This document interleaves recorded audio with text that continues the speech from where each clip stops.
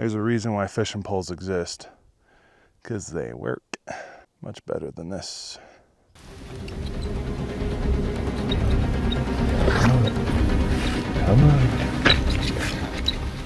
For years, I've enjoyed playing survival games, but a few years ago, there was a specific game called Sons of the Forest that really caught my attention. It's because in the game, there's a 3D printer, and you can use that 3D printer to make some survival items. And it got me thinking, can a 3D printer actually be used to make tools that are effective in real life, just like in the game? Can a 3D printer be used as a tool to make survival items? I decided to put this idea to the test, but I actually brought this concept a step further. Can a 3D printer actually be used in the field during these scenarios? Can a 3D printer be used outside of its standard setting on a desk? Can a 3D printer be used outside in winter temperatures? Or how about in a moving vehicle? Or perhaps on a frozen lake in the mountains?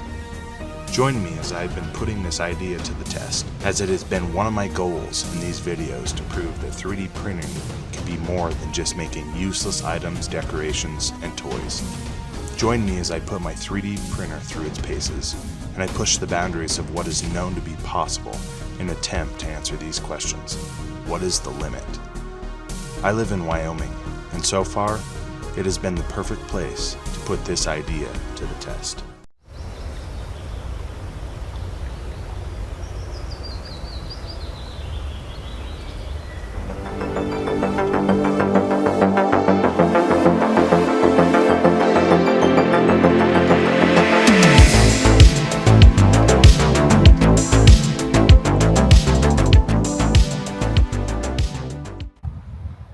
Hey guys, welcome back for another video. We are up on the Bighorns again at this absolutely beautiful secluded lake. Our goal tonight is we are going to 3D print a fishing pole. We are going to fish this lake, see if we can catch some fish. We'll be up here for one night. We're gonna put a hammock up over here on this side of the lake. This will be the first time I've slept in a hammock overnight.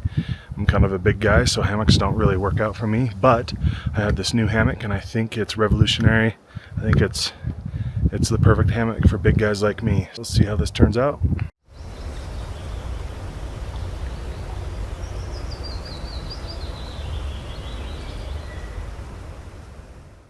All right guys, we are up on the edge of the lake here.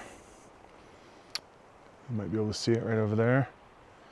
And I found a spot. Trying to get out of the wind. It's supposed to be kind of windy tonight. I found a spot right here. 2 trees up against a rock. They're about 15 feet apart, give or take. And they're nice, strong trees. I don't see any other weird dead trees around here that might fall on me. Get it set up because the sun is dipping below the high peak over here. So it's starting to drop temp. It's about 42 degrees, a little bit colder than I had anticipated. We should be just fine as long as I get this set up before it gets dark and too cold.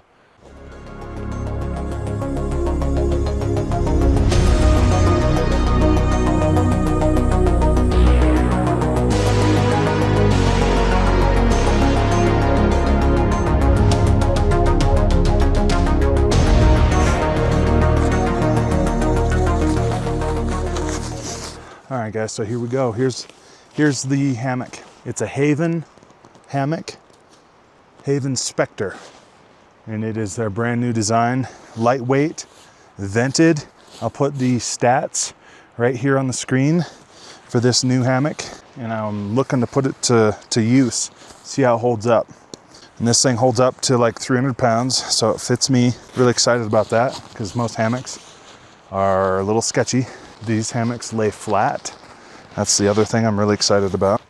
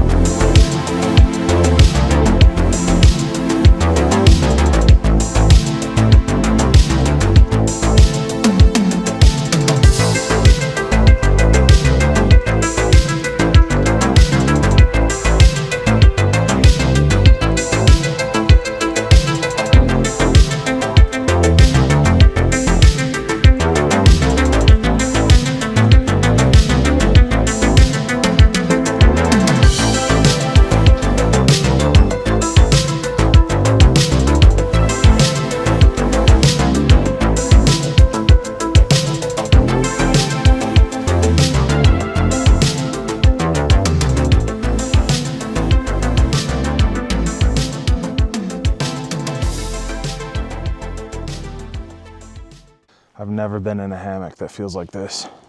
I feel like I'm laying in a bed because there's a little bit of give here where my midsection is. My upper body's propped up a tad bit. I don't feel like I'm actually on the ground on the pad. That's pretty amazing. Wow. Okay, I'm impressed so far. Also, one really awesome function with this is there's these adjustment straps right here on the front side where your head goes, and you can literally cinch it up on both sides, and then it actually allows you to elevate your upper body. If you're a big guy like me that has a lot of heartburn, this is probably going to be a game changer to be kind of propped up. I can just use this strap. I really don't have it that far off the ground because honestly, I'm still a little bit nervous about using this thing just because I'm a big guy and hammocks don't work for big guys. So this is the very first time I'll ever sleep in a hammock overnight. I've laid in a hammock. I've been in a hammock and have had it break a couple of times. Sometimes they're not mine. This one's mine. This one's rated for my weight. Really hope it works. All right, guys, now it's time to pitch the rain fly. You never know what kind of weather you're gonna have or moisture you're gonna have up on the mountain, so I feel safer just put the rain fly on for the night.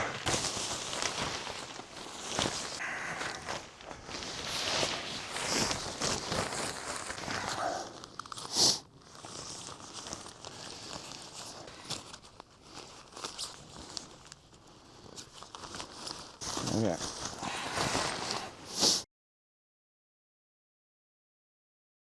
All right, guys, got her all set up. I guidelined the bottom on all four corners, and then I got the rain fly pitched. If there is any rain at all tonight, I should be just fine. Honestly, for the first time setting this up, it wasn't too bad. The real test will be tonight. We'll see how it holds up. There are a couple twigs underneath that I'll clear out. There's nothing under me, so if I do fall, I should fall straight on this grassy kind of pine needle floor. No rocks underneath. Probably the safest bet, just being the first time I've slept in this and put it up and slept in a hammock. So just to be safe, so I don't have a surprise in the middle of the night.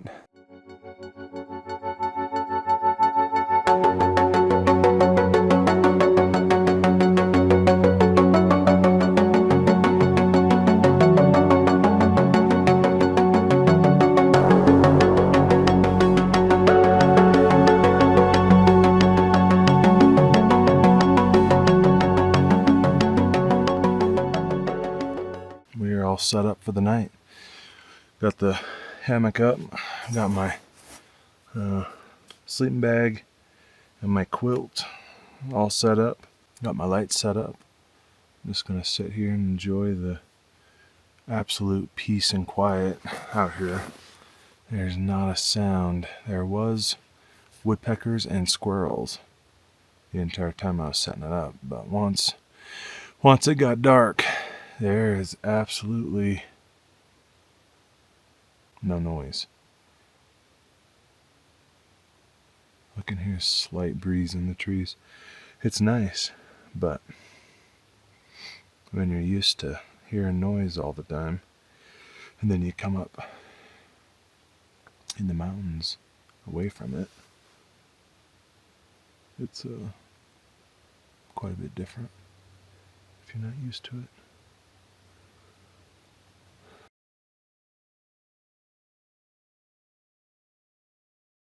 Pretty cozy in here. There's one more thing. Boom. Check this out.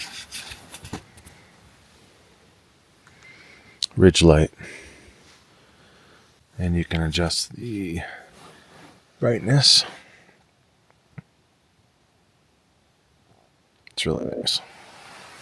So you can sit here and read or see what you're doing. But anyways, I'm gonna head to bed for the night. Alright, good night.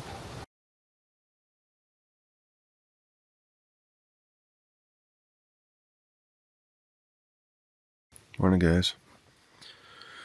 Honestly, this is some of the best sleep I've ever had outside before. This lay flat haven hammock, amazing. Slept really good. Definitely could tell I was not on the ground. Because when you're on the ground, you lay super flat, and there's no give. Here in this hammock, there's a little bit of give. Plus, this mattress is extra thick, so it helps too. Man. And usually with tents, there's a condensation buildup that happens. Not in here at all. Airflow is amazing. The only thing that I kind of had problems with was early this morning the wind picked up and it was kind of whipping my rain fly around a little bit, and it looks like this end here, the guy line detached, so it was kind of flapping around, but honestly it wasn't that bad, and the wind stopped, so I didn't get up and fix it.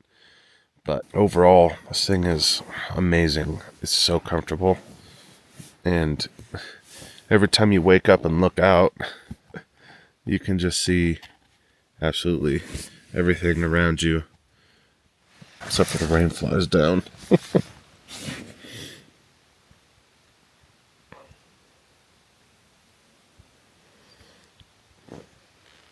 So yeah, very impressed so far. Very excited to keep using this in the future. Anyways, I'm gonna get up, get moving.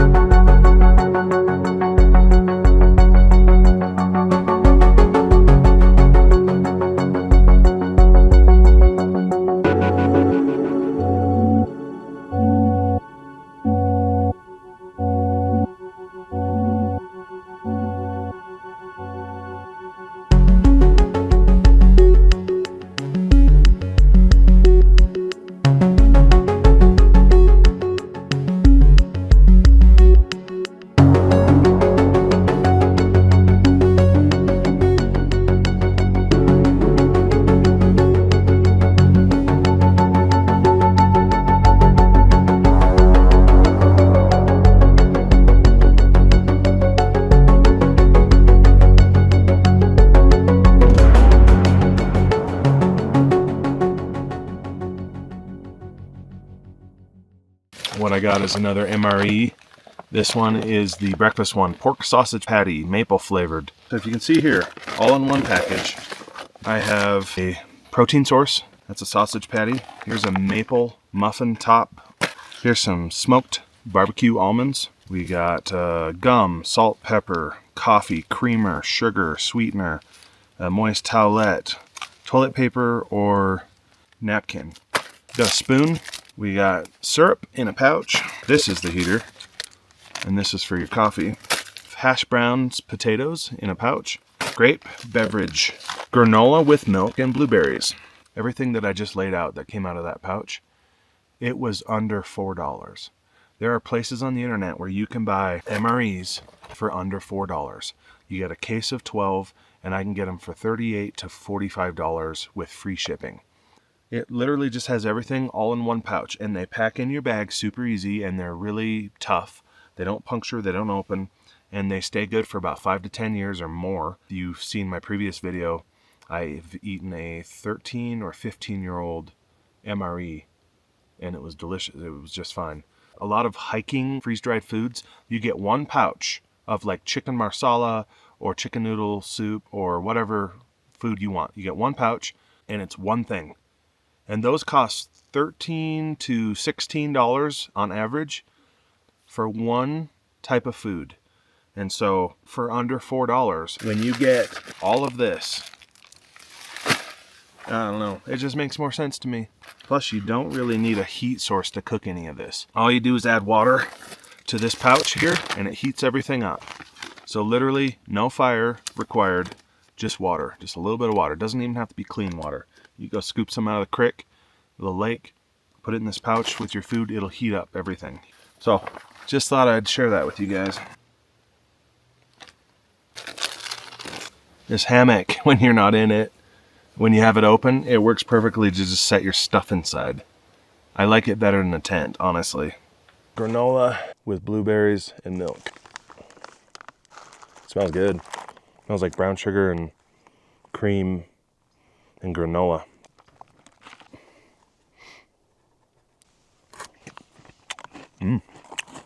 Very good. Man, you should smell this. It smells like a maple donut.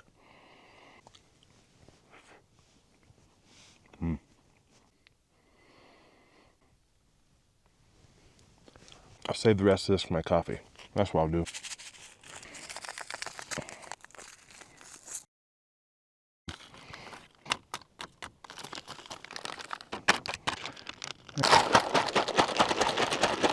Look at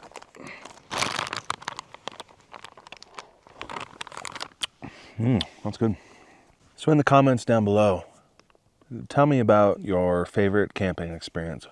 Where'd you go? What'd you do? What'd you sleep in? What'd you eat? What'd you cook? I'm really interested. What's the most beautiful place that you have ever hiked to, camped at? Put it down in the comments below. They have green bell pepper, onion, and bacon.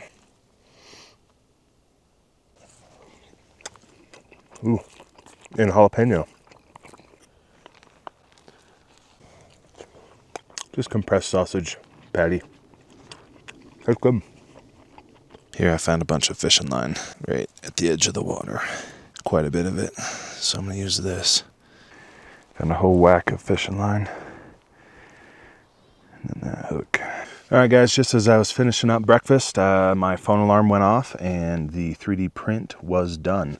So I went back to the truck and got all the parts here, all the rod pieces, and then all of these eyelet pieces to hold the line, and they hold the pole together as well. And then there's just such small pieces on the reel that I went ahead and snapped them together at the truck so I didn't lose them on the way up. But super easy, everything just pops together, and then you got this reel here. So I'm pretty excited to try this out. I'm gonna get it put together here. So the pole just pops together like that. I know these pole rods will work. When I was tinkering around with this design at home, I decided to print the rod pieces in carbon fiber. And so literally, I have a carbon fiber printed pole here. So I wanted to kind of showcase what Bambu Labs is capable of, printing a carbon fiber fishing rod. And as you know, carbon fiber is very strong and it has a good bending, flexing ability. So I want to put this to the test. I'm going to use these, but they're identical to the regular PLA white ones that I printed.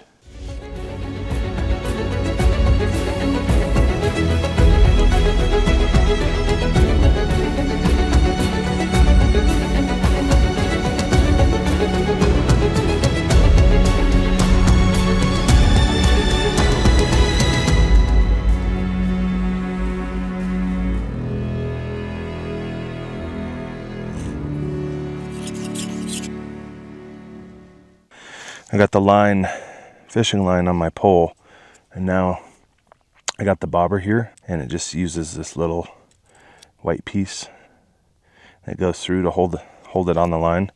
So it's gonna hold in place just like that. It'll keep my line suspended in the water. Then I'll put my hook on, bait it up.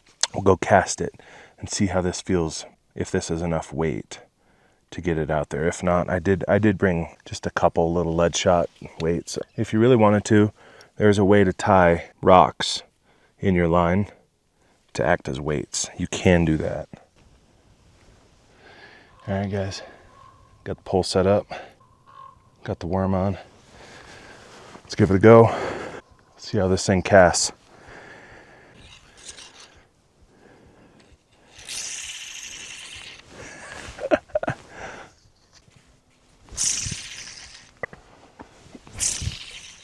Man, it wants to. It's just not releasing the line fast enough. I don't know if I need more weight on the end to get it to pull the string out when I cast it or what. All right, I think I'm gonna put some weight on the line, see if I can get it to go out a little further. Okay. All right, I got some weight. Let's see if that helps. Who knows? It's all just an experiment. I'm gonna try to cast it again a few times. If that doesn't work, I'll throw it out. That one seemed worse. Well, it wants to, but I just don't think it's... I think there's too much friction on the reel.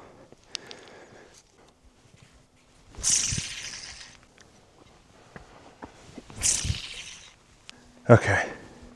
So I don't think I'm going to be able to cast with the pole. So what I'm going to do, but I'm going to throw it out.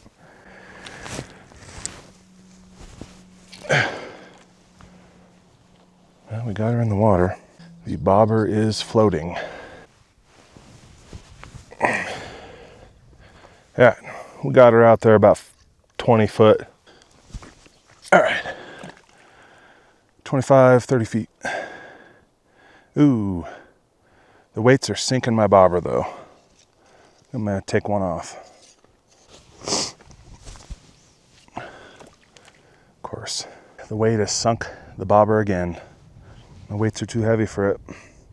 Or it's taking on water.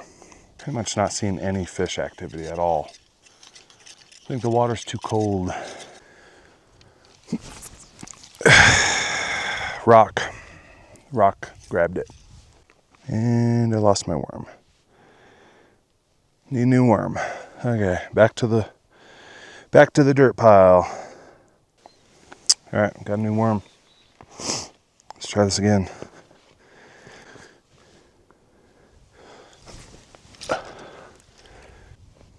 And this pole ain't long enough to cast. Doesn't have enough whip. Reel's too crunchy. Doesn't release the line. It's just, yeah. There's a reason why fishing poles exist. Because they work. Much better than this. A couple weeks ago when I was up here, I was seeing fish everywhere. Oh, it wants to.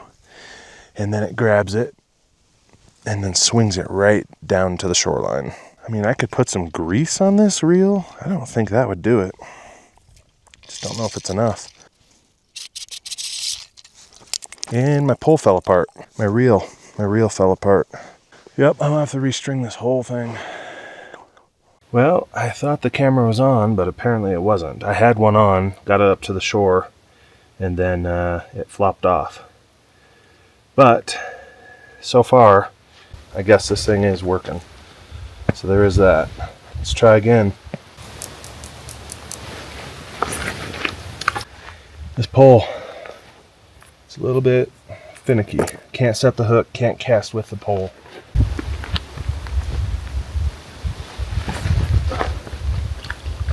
There was like 3 fish swimming around biting it. None of them were taking it at all.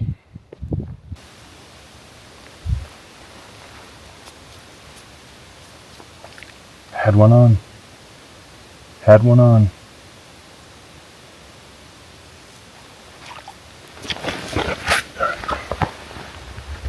They're biting.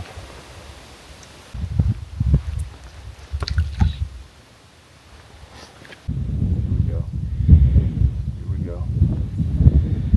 A couple more right around the worm. Just nibbling.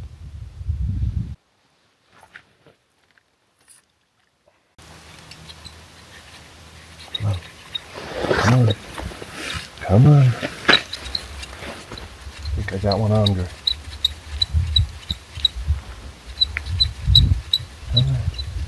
I just had another 2 or 3 biting it, but they just won't take it.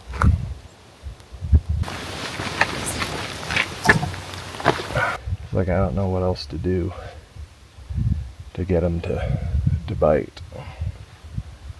They want the worm, but they're not swallowing it.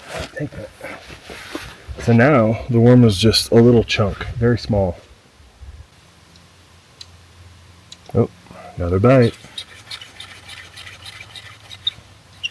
Not taking it though. Bit and released. There's another fish. Here it comes. Oh, swam away. They're right there. They're playing with it. They're looking at it. They're swimming around it. Frustrating. He just won't take it. Got him. Alright. Yeah, it's a small one. This is why most of them aren't biting the bait. They're small. He's like a little 4-incher. Beautiful though. Yep. Beautiful.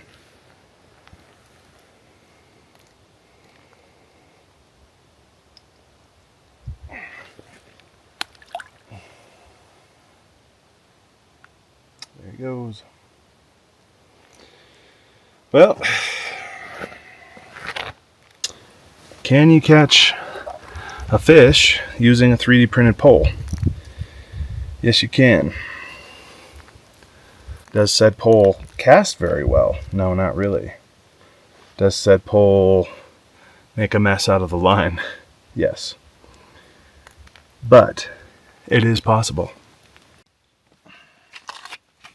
Well, guys, we fished all morning and it's about 2 o'clock now. Caught one fish, had one up on the shore, reeled one in halfway, and then had probably 10 bites at least. The fish are real small.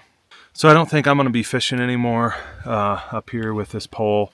The pole doesn't cast because the reel is kind of crunchy and it's just causing too many problems. So I don't know, maybe we'll have to look at a new design, but I really like the design where it all pieced together.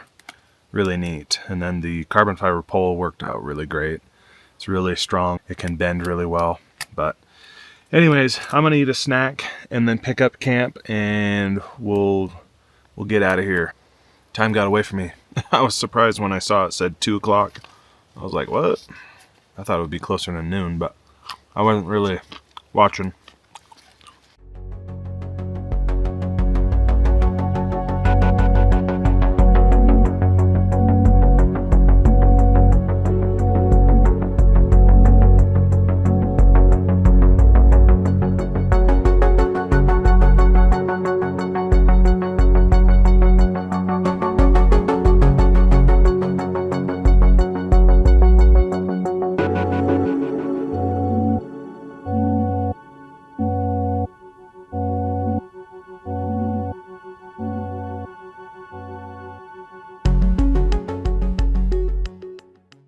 Hey guys, that's it for the video.